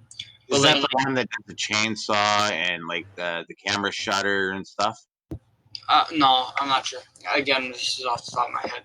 But like one thing you said, Edward, was one tiger did not eat meat, and I get it. But we're supposing morality as a basic, is a universal acceptance. More moralistically, for us, we wouldn't eat cats and dogs. You go to certain parts in Asia, they will eat cats and dogs. Like I know Yeah, well, I'm some saying like morality isn't I'm sorry. constant. Like again, like morality is very subjective. Like I think morally, I have a different compass than most people. But there's people who like the average person has a very obscure compass. They just societally make it more okay. Like I think morality is a more of a diverse thing. Like yeah, there's some things like don't fucking have unconsensual sex. Most people I can am agree on really that. noticing. Yeah, Don't go ahead. assault people, don't do X, don't do Y, right? That's normally accepted things. But in other areas, it's like not. Like right now, we say, well, dating young children is bad. Well, did you know in Roman times, the second a girl hit puberty, she was on the sexual market. Most cultures back in the day, it was like morality has changed. Like we can just see it societally through historical text. I'd like to respond to what you said and then let somebody else who's trying to speak. But real quick, with morality, we're all born like there's scientific studies about this. We're all born with morality, but wherever we grow up, where our societies and everything, that has an influence on our morality, and it will change. Certain things might fly, certain things might not. So certain that Roman culture you talked about, just because a culture of people did that does not make it right. Or even though they believed it was right, that doesn't make it right. Even the Canaanites, they thought the same thing. They thought that sacrificing children was okay, and they were doing that and kept doing it. They thought it was okay until they got wiped out. Like they can make agreements like that to say, okay, yeah, this is okay, but you can agree all you want. It doesn't actually make it right to do. It's kind of saying that morality is subjective, yet agreeing that there are objective standards. It's like, which one is it? Because I do agree that morality, we are born with it, but it can change based on society, like where you grow up, and things like that. But it doesn't mean that the standard has changed. It means that it can shift away from the original. I am Well, noticing in this like entire conversation, and for like the 30 minutes I've been in here, I'm noticing that you guys are. I'm not like to argue anything, but I've noticed you guys like to use a lot of animal behaviors. You like looking at a lot of basically you like looking at biological evidence to support certain ideas. And so I find that kind of interesting, but also I would be interested to hear anybody acclaim any human historical events that might support evidence of either claim.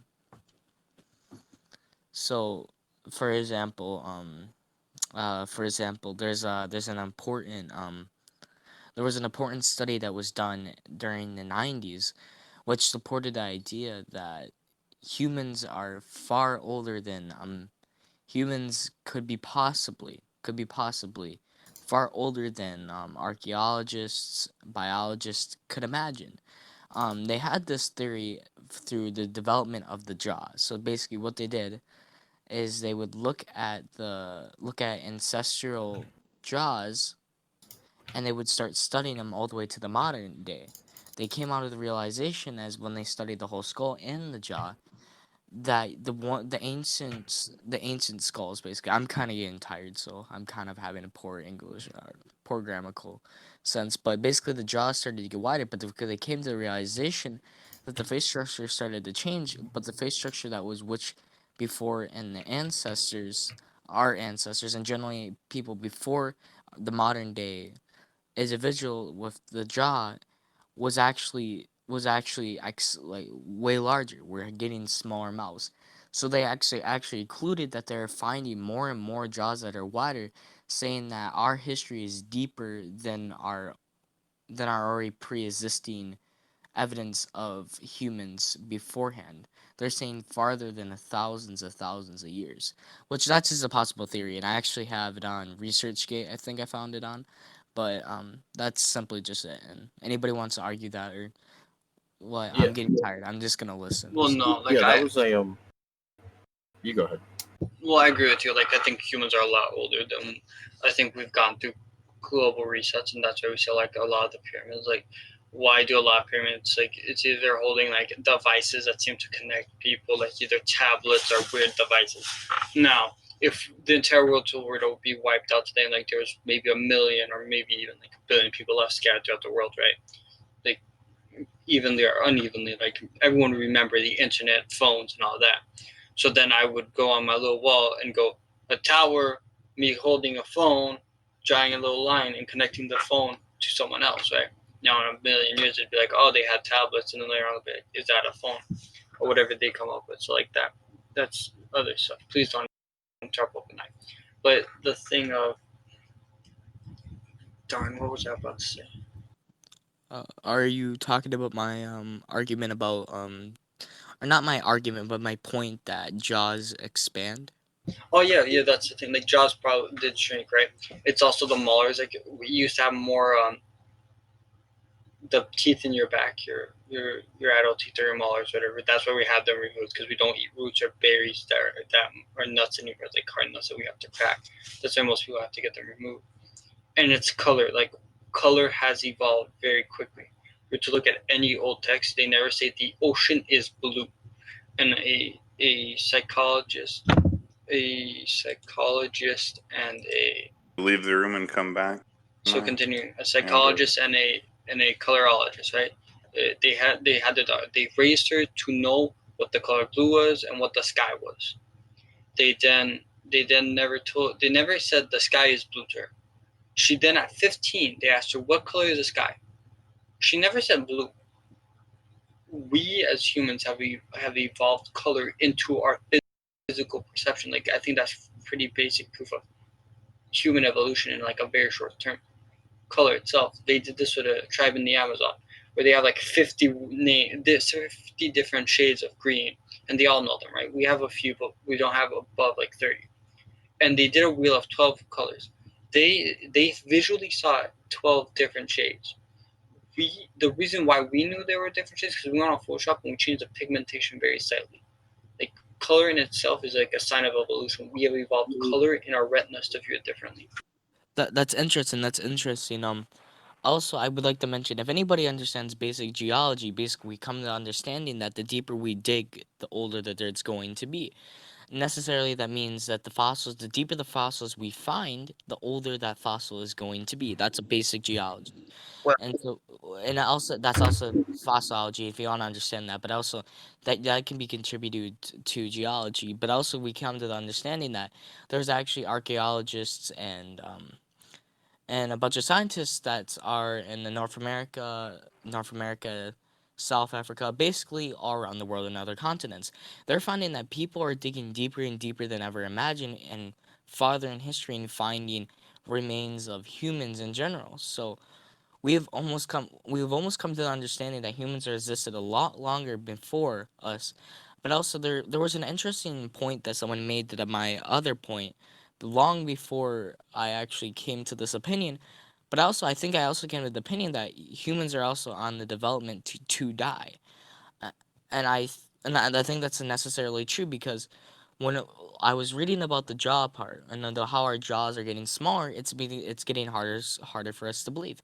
Some people believe that our jaws getting smaller can be linked to asthma, other breathing problems, sleeping problems in general, because you need to be able to breathe with a quality, you need quality breathing to be able to sleep perfectly fine, and it helps you balance yourself in a general way, in a spiritual and a physical way. So one of the things I've noticed is that humans are almost dying in a way, evolution wise, is that we're everything about us that made us humans, allowed humans to survive throughout the ages, are, I want to say, depleting, and basically we're basically kind of almost dying in a way. Our mouths are getting bigger. Our mouths are actually getting smaller, I should said. Our bones are getting less. Our bones are not as strong as our ancestors. There's little pieces of evidence, and then this is not my area to speak because I'm not very educated in this, but I'm basically saying that we are on the track to die, but also we also have evidence that we're on the track to die from evidence deeper and deeper in history based off basic geology understanding. The farther you dig deep into rock, sediment, whatever you were looking, the more historically deeper you're getting. If that makes any sense. I'm getting tired, so. Yeah, no, I'd like to, if I could, real quick, it's actually quite interesting that you bring up the fact that we're just, evolving to die, which kind of speaks to the fact of how when I brought up the law of entropy, and also a little bit of irreducible complexity. But also with the idea that our jaws are getting smaller, it's my understanding from when I took my biological anthropology class years ago, that the fact that our jaws are getting smaller is so that we can make room for bigger brains, right? Because the muscle structure that we use to chew with our, is from our lower jaws, comes and is attached to our skulls, and you can see that, like especially in dog skulls too, they have a little ridge or whatever, or even in gorilla skulls, they have a huge bone ridge where muscle can attach to. Um, and so, yeah, but if you were here a little bit earlier, we've been going for about an hour and a half now. I would kind of already brought up the whole geological column, and basically the issues with within those. And just because you dig deeper, it doesn't necessarily mean it's older. There's a process called stratification where water rushing over the top of sediment can actually wash away older and leaving the newer ones to go below. It's kind of a weird process, but I kind of wanted to. I would like to shift gears a little bit because Paul wanted to bring up some more star stuff, and before he does, he kind of asked us before we kind of went off on this the tangent of the skulls and stuff like that, the fact of the red shifts, right? So the issue. And I guess before I do bring up anything like that, does anyone else want to comment on the skull stuff or human evolution, or rather human de-evolution? yeah, I'd like to, oh, sorry. Oh, okay, you Go can ahead, go Casey. first. He spoke before me. Oh, okay. Yeah, so with the Jaws thing, that there was an antediluvian period, or antediluvian is the period after the flood. The golden age, we called it, where people lived longer, they were taller, they were bigger. Our brow ridge was the brow ridge was bigger back then. Sorry, it's getting smaller now. Our jaw lines, like how we have wisdom teeth now. What's it called? They were getting, what's it called? They had more, it had more space for bigger jaws and bigger structure and everything. So that antediluvian period is pretty documented, and you can find things on the golden age where people did live much longer than they do now. So that's the explanation for, or an explanation for the jaws and the brow structure and stuff like that. I would also like to add that we were talking about jaws, and I actually am very fascinated about the jaws of humans and how they have developed throughout history. One of the things I want to point out is yes, our brains are getting bigger, and that does not necessarily mean we're becoming more of an intelligent society, but more or less means we're able to compass. We have the capability to function greater. So that does lead to opportunities to become more intelligent as a society, or even a citizen in an average nation, or what a kingdom, wherever monarchy, whatever political obligation it has. But I actually want to mention that even though that our brains are getting bigger, I think actually having small mouths can be more detrimental to humans' health and many different forms, because it's been linked to asthma. Asthma wasn't a. I want to also say asthma has grown throughout history. Beforehand, asthma wasn't as much of a defined medically researched idea as I believe that our jaws got smaller due to the development of our brain and the size of our brain in general, that came along the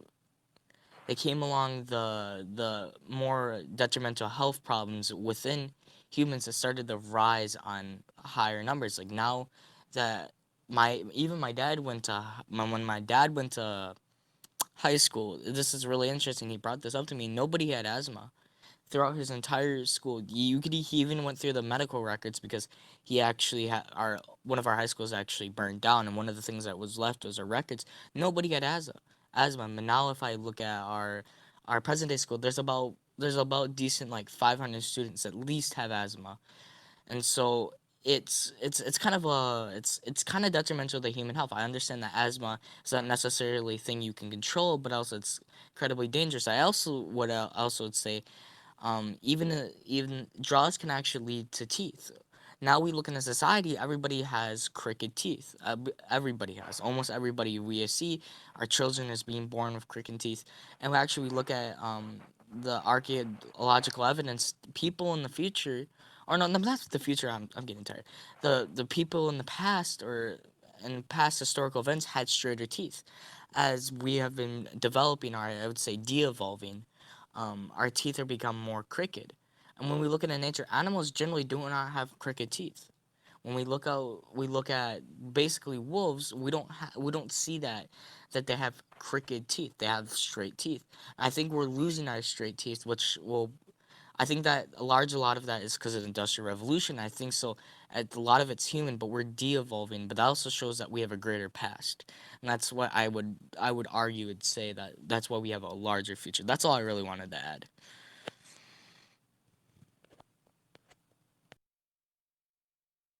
Yeah. Food quality. I'm gonna be real quick about it. Food quality as well has a lot to do with body composition and the second law of thermodynamics, where genetic where genetic stretching fits in, like how if you were if there's an animal that committed incest, they wouldn't be as healthy as if it was more spread out and stuff like that. That's genetic stretching.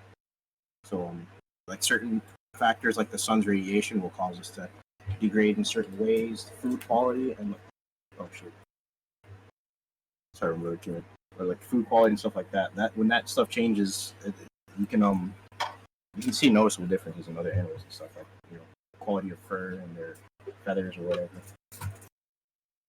Yes, and since you mentioned suns, I would like to bring back that the point that Paul wanted to talk about the starlight, right? And so I found my notes on starlight, and so for people, just catch up people with the idea. So the Big Bang is the expansion, right? Which is actually and it's expanding faster than the speed of light, which is the invention of dark matter. But the idea of redshifts, like objects' redshift, is reliably proportionate to the distances and velocity away from the observer. So in this reasoning, the higher the redshift, the farther away and the faster it's moving away from us. Like Virgo is 78 million miles away.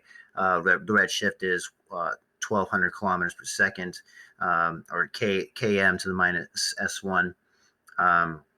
Ursa Major, a million, which is 15,000, and it goes on like this. And there's some work that's been done by H.P. Arp, C. Fullerton, with the intrinsic redshifts and of quasars and galaxies. And this is a suggestion of new galaxies were created from old galaxies. Like the theory of galaxies were ejected from old ones. NSA kind of brought that up. And this is actually kind of getting to my notes with the electric universe. So I don't want to kind of derail from that. But I guess just a few points that I wanted to bring out. Is, since we're on young Earth and stuff like that, you think that we have the idea, the Big Bang, right? We've had the Big Bang for so long, and the idea of the Big Bang was actually brought up by a Belgian astronomer named George Edward Lamar, and according to Isaac Ansmoff, Lamar conceived that the mass was of the Big Bang was actually only a few trillion. It was 12 trillion miles across. And what we see over time is that it changed. It got to 275 million years, or not million years, sorry, I'm just kind of stuck on the years, 275 million light years across, then 71, then 54,000. And then now it's the size of a period on a page. I kind of wanted to just bring up this quote by Edward Hubble. I think you guys know him from his telescope, the Hubble telescope. And this is an excerpt from the paper of the scientific paper, The Observational Approach to Cosmology, published in 1937. So here's the quote. Such a condition, the symmetry of redshifts observed from Earth, would imply that we occupy a unique position in the universe, analogous in a sense to the ancient conception of a central Earth. This hypothesis cannot be disproved, but it is unwelcome and would only be accepted as a last resort in order to save the phenomena. Therefore, we disregard this possibility. The unwelcome position of a favored location must be avoided at all costs. Such a favored position is intolerable. Therefore, in order to restore the homogeneity, sorry, I can't read that word, and to escape the horror of a unique position must be compensated by spatial curvature. It seems to be no other escape. And this is referring to the fact that for what he observed, and also George Lamar, he's actually got a telescope on Earth that's named after him as well. It's actually one of those big telescopes. You guys ever watched? James Bond 007, like the one in the 90s, like the whole like big old, like it's a big old dent in the earth and stuff like that, and bounces radio waves. He had also a lot of doubts about the Big Bang himself, and so this is showing from what his observations were, is that we have the Earth is a centrally located, which would imply maybe creation. Who knows? So that's the only thing I really wanted to comment on that. Paul, did you want to bring up anything about red shifts and the creation or such like that? Yeah, absolutely. So, guess who am I talking to? Is there like a name or something I could call you? You can call me Merlin. Merlin. All right, cool. Are you the guy that was talking at the very beginning too? No, that was Ed. Everything? That was Ed. Okay, Ed, are you still here? Yeah, I'm still here. Okay, cool. So maybe I'll just like try and direct it to you two guys in particular. So let's get a couple of ideas out here. The idea of redshift. What could one of you two kind of explain? Like what is redshift? What's significant about it? Like what can we learn by recognizing that something called redshift exists? Because I think that's a little bit of what's implied in what we're talking about. So redshift is an attempt at or is what they say is like a way of telling how old a star is or if it's close to death. And like based on its color, like they can tell what chemical it is from what it's burning is, or from what chemical it's burning, sorry. So when they see a redshift, it's or they see like it getting a different color or something, it's actually passing through a dust cloud, so it'll change colors for a bit, and a dust cloud is moving past it. So when they see that and it changes to like a red, they say, "Oh, it's this color, but they've never ever seen a star form. Like they'll see supernovas explode. Well, hang on. If I could pause you for a second. So I mean, just just like the basic idea. Like I can explain it if you want, but I was wondering if one of you guys wanted to. But the basic idea of like what is redshift, how is it used? Because it's used in well anything in distant light in particular all the time. Yeah. Is that a concept that one of you guys want, like just that basic concept, or do you want me to just go into it? Well, I would love for you to go into it. This is my basic concept of it. I kind of explained it in my little ramble before. But so object's redshift is reliably proportional to its distance and velocity away from the observer. So in this reasoning, the increased redshift, the higher the redshift, the farther and faster it is away. It's moving away from us. Gotcha. Okay. So let's open up one more thing on that first. So the Doppler effect applies for things that propagate as waves, which photons do. And I used to work in an experimental physics lab and study photonics. So the reason that redshift occurs is a little bit more complicated than I think is important to go into here. But the thing that's significant about it is that if you're an observer in a certain location, you can tell that the light is moving away from you or towards you based on the shift. And so you can actually be in one place and tell more information about where the light's coming from and the speed at which it would be propagating and the consistency of it. And I think I was just kind of thinking about this, the thing about would it be possible for stars not to be really far away based on the idea, well, what if the speed of light changed significantly? And I think the challenge I put to that is if the speed of light was fluctuating, or if it had in the past, it would be directly measurable, and if it was happening in any kind of high frequency variation, like say, one day it's really slow, or 100 years ago it's really slow, and then time passes and it speeds up, you would actually see that in the ripples of just measuring what speed light is currently going at. It wouldn't be steady. And then if you don't see that, well, the problem is the speed of light, we think it's constant. Everything that we can study about it and all the evidence we have says it seems like it's a physical impossibility for it to not be constant. And all of our empirical data shows that it is constant for everything we've been able to measure.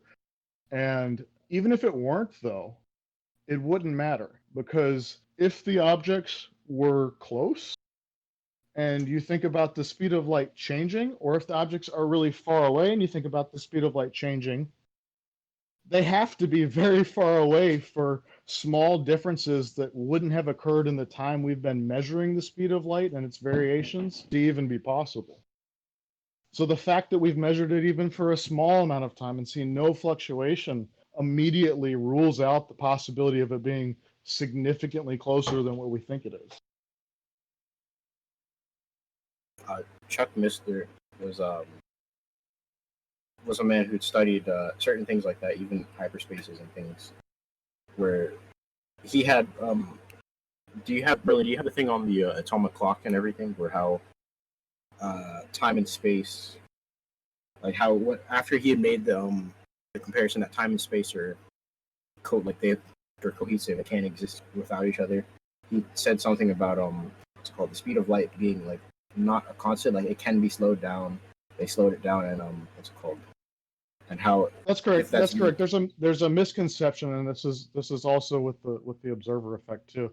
So the speed of light can be variable depending on what you mean. It's confined to a certain context. So anytime you're solving a problem like this, the first thing you have to do is kind of lay out your assumptions. And when people say the speed of light is changing, it's because it's dependent on an observer. The speed of light itself, in an absolute sense, when you take the observer out of the equation and make your bounding box the entire known universe, then the speed of light is constant in all measuring.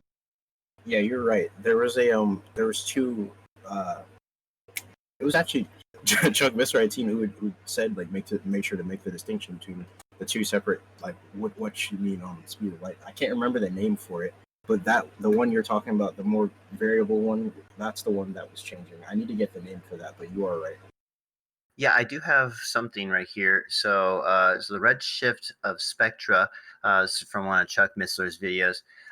So it's basis off Hubble's law. Hubble's law is just it's oh great, I got the wrong button for push to talk. But basically, it's the expansion, right? It's the that's yeah. But basically, so the occurrence of apparent redshifts, Halton Arp and William Tift, they went over it. But basically, the quant this is the point he makes. The quantization of a redshift data may be evidence of a change in the property of space, an atomic effect, rather than a recessional velocity effect. Does that make any sense to you, Paul? It doesn't really make any sense to me. So I could take a guess on it. I'd like to read a little. Can you put the link or whatever? Because it'd be interesting to look at that and just make sure that I'm understanding afterwards. But I could think of a few ways that people could try to argue. Well, what if in the past? And I mean I've heard some of this is.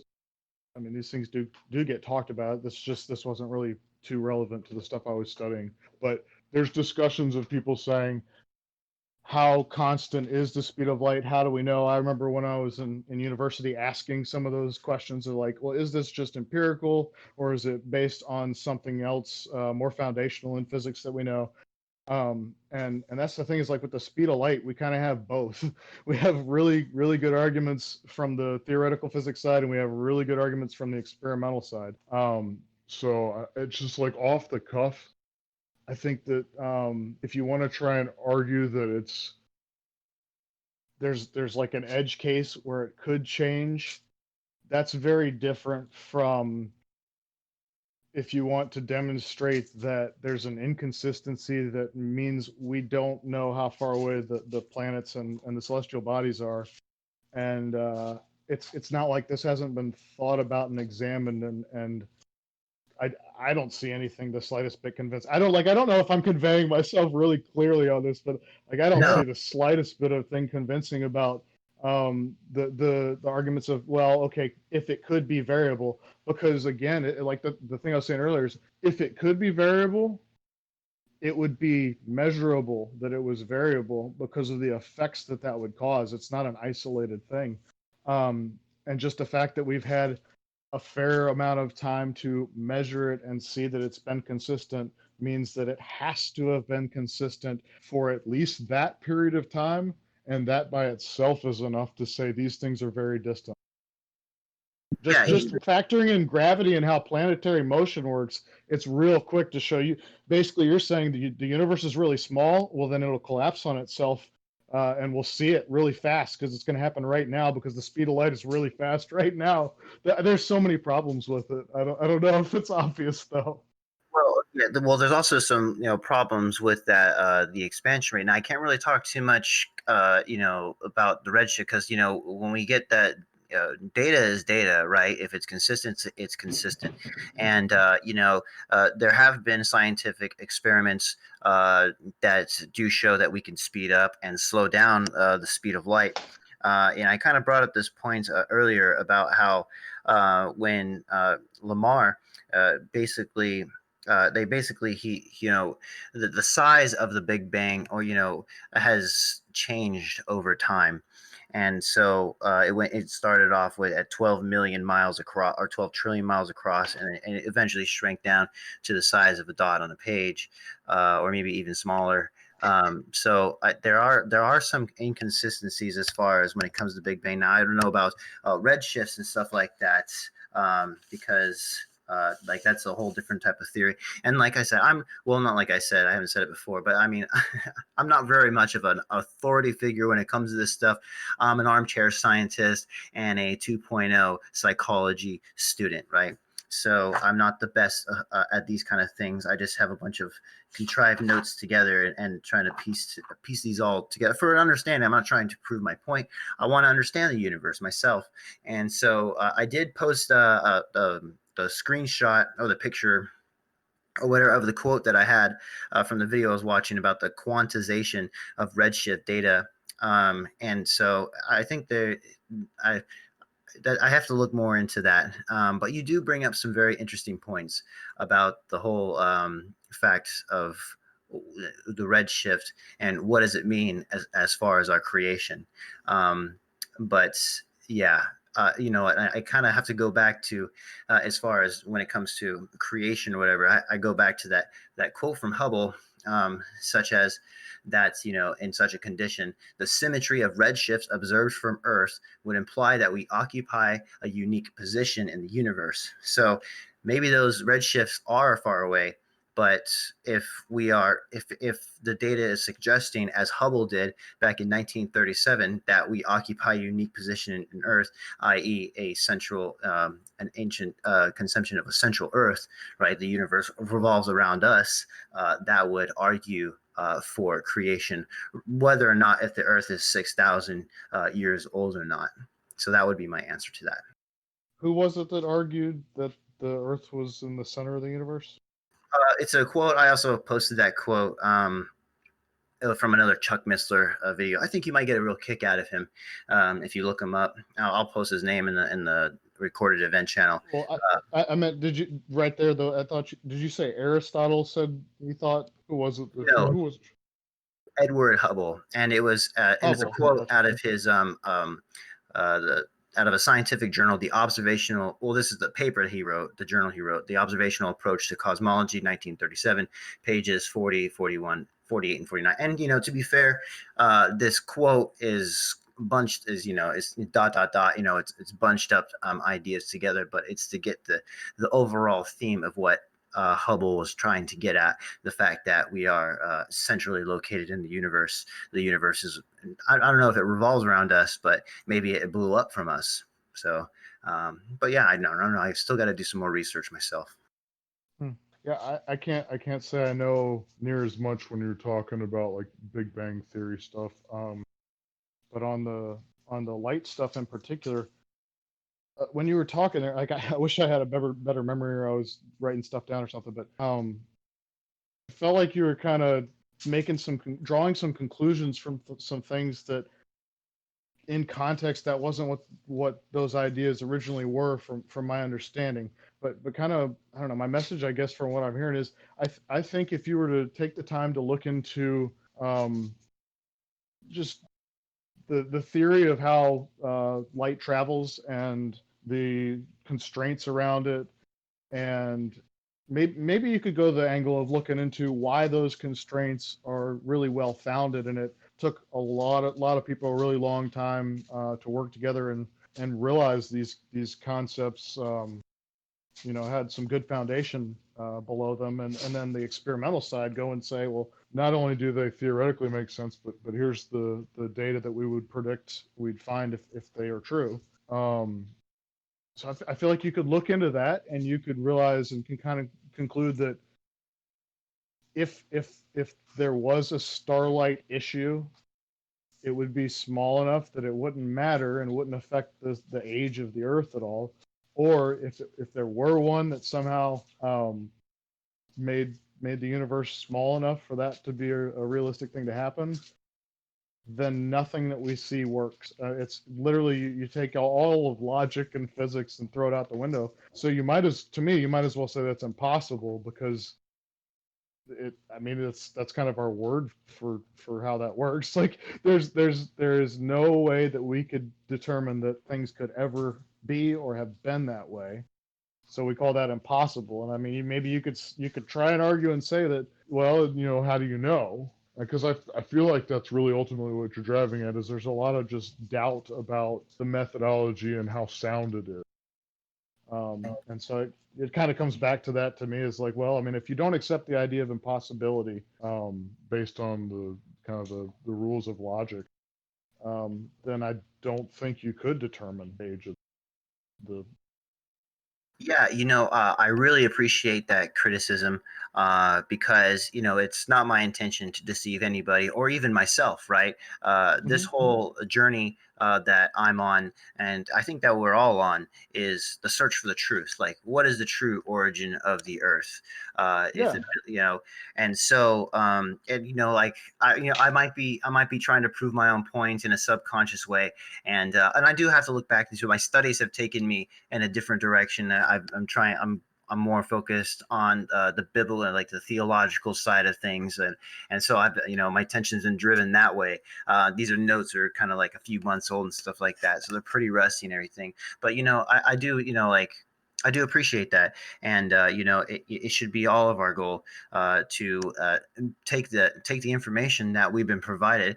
Data is data, and we can do our best to try to come up with our understanding of the universe from that. So yeah, thank you for that. Yeah, that was cool. I really like Cool. to hear. I just real quick, I'll just say, I really appreciate the conversation, the ideas, and this is kind of cool. I didn't know people were doing this on Discord. I've just been stuck at home with the quarantine from work, so I've been doing other stuff, and I always thought of Discord is for games and stuff. But if you guys do this kind of frequently, I'd definitely be interested in doing this on different topics. Yeah, for sure. Check this out before we wrap this up too. I just posted a video here. This is a good one. This is a banger of a video here. One of my favorite researchers here's what he's done is compiled a video of basically just quotes of all the top astronomers and physicists of and proponents of like the heliocentric model, to Edwin Hubble, George Ellis, all these good characters in there. So it actually turned out to be like 3 hours long. It's a really good one. Basically, all of it is like their own quotes contradicting their cosmology, saying how it can't work off all their principles and stuff. It's actually a really good piece. So I want you to check that out. Yeah, that's interesting. Because like not only I'm seeing those kind of issues within the physics community, but I've been seeing those issues within evolution community as well. I was watching this talk. I forgot his guy's name, but he wrote a book called Darwin's Doubt, and it's all about intellectual design, and from what I've gotten from those his talks is that there's a lot of I guess you know I guess doubts within the community of the origins of how life has been created. But we've had this model that's been sold to us and presented to us, and like basically this infrastructure of evolution that no one wants to challenge. And so an intelligent design is challenging that and stuff like that. So it's interesting to get those things like and not trying to take it from the horse's mouth. So I do appreciate that, and maybe we should probably wrap this up. We're going on to almost 2 hours, right? So Ed, this was your podcast. I get Shogun's I guess dropped out or whatever. Maybe he'll come back. But would you like to close us out with any thoughts about young Earth? Or what message you would give to people about young Earth or looking into it themselves? Well, the same quote I opened with is the same quote I'm going to close with. It was a quote by Edmund Spencer. Let me get it real quick. So there's a principle which is a bar against all information, which is proof against all argument, and which cannot fail to keep man in everlasting ignorance. That principle is condemnation before investigation. And with that, I'd like to say, Paul, they should do I just sat there and just kind of listened because every point matters. We can't know everything, but the best thing we can do is corroborate information and stuff, try to learn. I don't know everything. I can't ever claim to know everything. I won't ever claim to know everything. And that's just kind of how it goes. So it's this was a good talk. Yeah, absolutely. Do appreciate those talks, Paul. And to answer your question about whether we do these things, this is all we do here at the round table. We have discussions every day. Usually our voice chat, text chat is quite active, topics, all types of topics, right? And so I guess this would be a good point to throw in our spiel. You can find us at the Roundtable Discord by Googling Roundtable Discord. You can also check out our BitChute, YouTube, Instagram, Facebook, and some other social media platforms that I'm forgetting right now. But or you can just look inside our the description below and for a personal invite from me, Merlin. So, please come join us. We want to hear from you. So, with that being said, I would like to conclude this podcast and we can all jump up to Roundtable 1 to continue the discussion or start a new one. So, I want to thank our live audience for joining us and we'll see you next time. Really,